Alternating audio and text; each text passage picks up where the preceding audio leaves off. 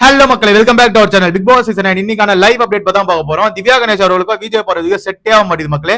இவங்க வந்ததுல இருந்தே இவங்களுக்குள்ள ஒரு புகைச்சல் இருந்துட்டே இருக்கு. அது இன்னைக்கு காலையில கூட பார்க்க முடிஞ்சது.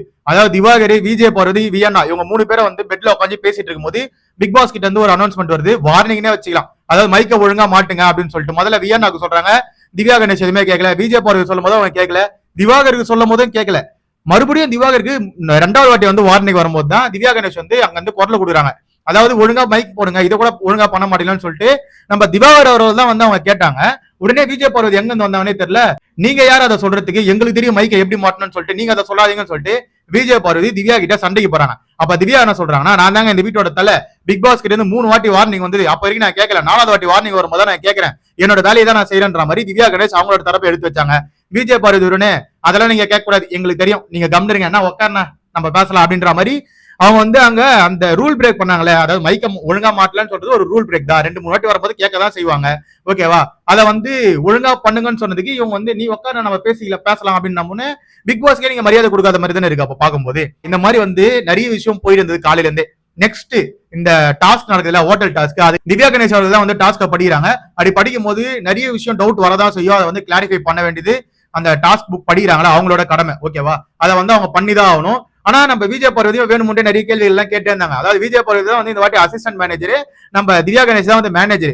எந்த விஷயம் நடந்தாலும் வீட்டுல முதல்ல அசிஸ்டன்ட் மேனேஜர் கிட்ட அட்ரஸ் பண்ணும், அசிஸ்டன்ட் மேனேஜர் வந்து மேனேஜர் கிட்ட அட்ரஸ் பண்ணும். இது தெரிஞ்ச உடனே நம்ம விஜய் பார்வதி ஃபேஸ்லாம் மாறிச்சு, ஓ இந்த வாட்டி அவளை வச்சு செஞ்சிடலாம் அப்படின்ற மாதிரி. பட் ஆனா உங்களுக்கு இன்னொரு ஆப்போ இருக்கு, வெளியே இருந்து 3 பேர் வர போறாங்க, உள்ள இருக்கவங்க கிடையாது. அது யார் உள்ள வராங்கன்னு உங்களுக்கு அதுக்கு அப்புறமேட்டான் தெரிய வரும். அப்போதான் இவங்களோட ஸ்ட்ராட்டஜிலாம் எப்படி மாற போகுதுன்றது நம்ம பொறுத்துறதுதான் மக்களை பார்க்கணும். இந்த கான்வர்சேஷன் உங்களுக்குள்ள அப்படியே ஒரு சண்டையா மாறுது. அப்போ நம்ம திவ்யா கணேஷ் வந்து இங்க பேசிட்டு இருக்கோம்ல, இங்க பேசும்போது யாரும் பேசாதீங்க, சட்டியவர் மொத்தம் சொல்லிட்டு எல்லாரையும் பொதுவா மீன் பண்ணி தான் இப்படி சட்டியவர் மொத்தம் சொன்னாங்க. அப்ப உடனே நம்ம விஜய் பார்வதி அதை புடிச்சிட்டாங்க. அது என்ன இது டோனு, இப்படி வைக்கிறது அப்ப மூடு அப்படின்னு தானே அர்த்தம், அதையா நீங்க பண்றீங்க, அப்ப உங்களுக்கும் காண்டாவது இல்ல சொல்றதுல அப்படின்னு வச்சு அப்படியே நம்ம திவ்யா கணேஷ் பக்கமும் திருப்பி வராங்க. திவ்யா கணேஷ் பண்ணதும் தப்பு தான். உடனே அரோரா வந்து நீங்க எப்படி அதை சொல்ல முடியும், எல்லாரும் தானே ஷட்டப் சொன்னீங்க, அது எப்படி நீங்க சொல்ல முடியும்னு சொல்லி அரோரா ஒரு பக்கம் எழுந்து சண்டைக்கு போறாங்க.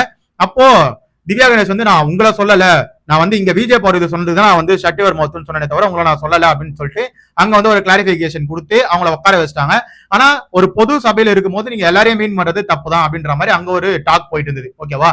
இதெல்லாம் முடிஞ்சிட்டு மறுபடியும் வெளியே வந்து அந்த டாஸ்க் எல்லாம் படிச்சு முடிச்சுட்டு நம்ம விஜய் பார்வதி சும்மா இருப்பாங்களா, அவங்கள போட்டு ட்ரிகர் பண்ணிட்டே இருந்தாங்க. நீ எப்படி அதை சொல்லலாம், நீ யார் அது வந்து மூடு அப்படின்றது அதுக்கு மீனிங் அப்படின்ற மாதிரி அங்க வந்து ட்ரிகர் பண்ணிட்டே இருந்தாங்க. அதுக்கப்புறமேட்டு நம்ம அமித் அவர்கிட்ட போய் பேசிட்டு இருக்காங்க. அப்ப என்ன சொல்றாங்கன்னா, இப்ப பாத்தீங்களா அவங்க சைகளை வந்து இப்படி காமிச்சா அது மூடுன்னு தான் அர்த்தம், நான் கூட இப்ப எல்லாம் பண்ணது இல்ல, நான்லாம் வந்து என்னோட ஆக்ஷன் எல்லாம் வந்து ஒருத்தவங்களை வந்து மார்க் எல்லாம் பண்ண மாட்டேன், ஒருத்தவங்களை வந்து இந்த மாதிரி அடங்கி இருங்க அப்படின்னா நான் சொல்ல மாட்டேன் அப்படின்னாங்க. நீங்க பண்றலாம் நாங்க பாத்துருக்கேன் விஜய் பார்வதி அவர்களே, நீங்க வந்து நல்லவங்க மாதிரி எல்லாம் ஆக்ட் பண்ணக்கூடாது, ஏன்னா நீங்க நிறைய வாட்டி பண்ணிருக்கீங்க. ஓகேவா? நாக்க கடிக்கிறது, என்னால முடியாதுப்பா அப்படின்றது, அதுக்கப்புறமேட்டு பீப் போட்டு ஒரு வார்த்தை எல்லாம் சொல்லுவீங்க, போடா மயிறு அப்படின்றதெல்லாம் நீங்க பேசுறதுலாம் எங்களுக்கு தெரியும். நீங்க நாகரிகமானவங்க எல்லாம் இங்க வந்து காமிச்சிக்காதீங்க, நீங்க எவ்வளவு அநாகரிகமா பேசிருக்கீங்கன்றத வெளியில நாங்க பாத்துருக்கோம். உடனே வந்து அவங்க ஒரு விஷயத்த சொன்ன உடனே நீங்க வந்து நல்லவங்களா மாறிட முடியாது. ஓகேவா? அதைதான் வந்து இங்க பண்ணிட்டு இருக்காங்க. அமித் அவர்கள் ஆமா ஆமா அதெல்லாம் கரெக்ட் தான், ஓகேவா அப்படின்னு சொல்லிட்டு அவரு ஆமா சாமி போறாரு. அமித் பார்கவ் உண்மையிலே விஜய் போறதுக்கு ரொம்ப சப்போர்ட் பண்ணிட்டு இருக்காரு வீட்டுல வந்ததுல இருந்து, அதை பார்க்க முடிஞ்சது. அதே மாதிரிதான் இங்கேயும் பேசிட்டு இருக்காங்க. அப்ப வந்து இந்த மார்னிங் நடந்ததுல அந்த விஷயத்த வந்து பேசிட்டு இருக்காங்க. இந்த மாதிரி மைக்க மாட்டுன்னு எங்களை வந்து சொல்றாங்க, அது எங்களுக்கு தெரியாது எப்படி மாட்டணும்ட்டு, அதை யார் சொல்றதுக்கு இவங்க அப்படின்ற மாதிரி அவங்க கேட்கும்போது அமித் பார்கவ் என்ன சொல்றாருன்னா, ஆமா ஆமா அதெல்லாம் அவங்க கேட்க கூடாது அப்படின்றாரு. அப்படியே விஜய் போறது பேசுறதுல ஜிங்சாங் தரிட்டே இருக்காப்ல. ஒரு மாதிரி அமித் பார்கவ் வேற மாதிரி ஒரு கேம் எடுத்துட்டு போய் ஆடுறாரு. அது எப்படி எடுத்துட்டு போய் முடிய போகுதுன்னு தெரியல. அமித் பார்கவ் செம்ம சேஃப் கேம் ஆடிட்டு இருக்காரு. விஜய் பார்வதி சப்போர்ட் பண்றன்ற பேர்ல ஒரு மாதிரி கேம் எடுத்துட்டு போயிட்டு இருக்காரு.